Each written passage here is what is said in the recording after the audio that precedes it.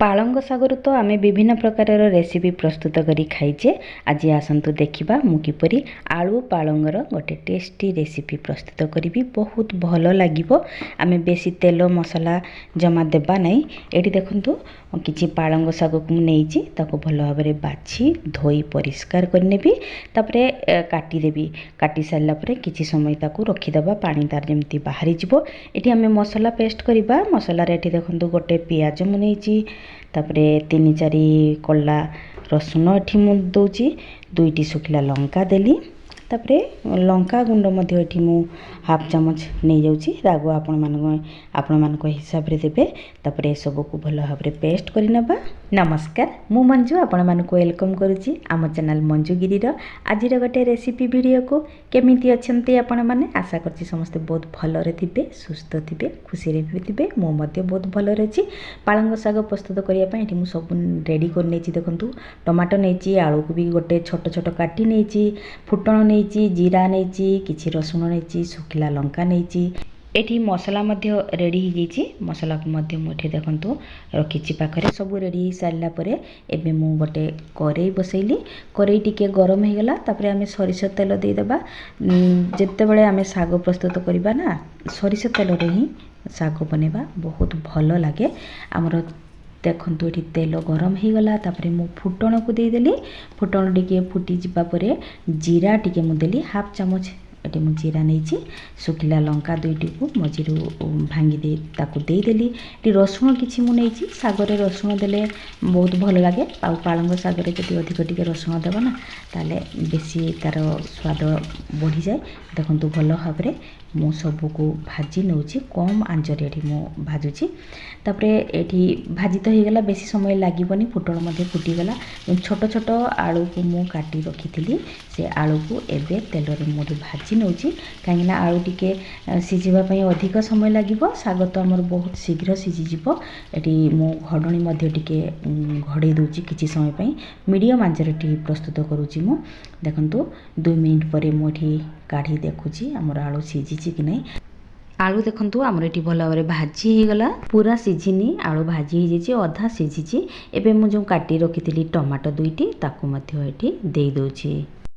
सबको टिके मु एपट सेपट चलै नेली। चलै सारा पर मु स्वाद अनुसार लुण आउ हल्दी गुंड मध्य दे देली। एठी मु लंका गुंड दउनी काहेकि ना लंका गुंड मु जेते बेले मसला प्रस्तुत कली सेते बेले देई दिली।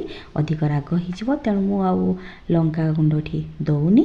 एबे कोन कली कि मु घडणी लगै देली। 2-3 मिनिट पर हमर आलू मध्य सिझी जिवो आउ टमाटो मध्य पूरा सॉफ्ट हे जिवो। ए देखंतु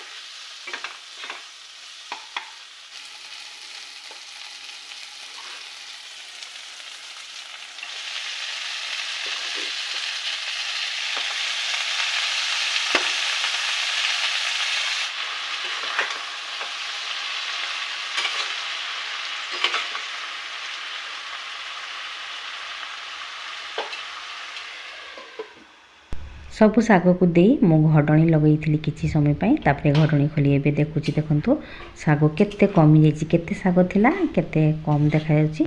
तेणु जेते बेले आमे लूण देबा ना टिके देखिकी देबा। अधिक शाग भाबी कि जदि अधिक लूण दे देबा ना तबे लूणिया लागिवो। टिके कम लूण देबा। देखंतु हमर पालंग शाग हेई आसिलानी।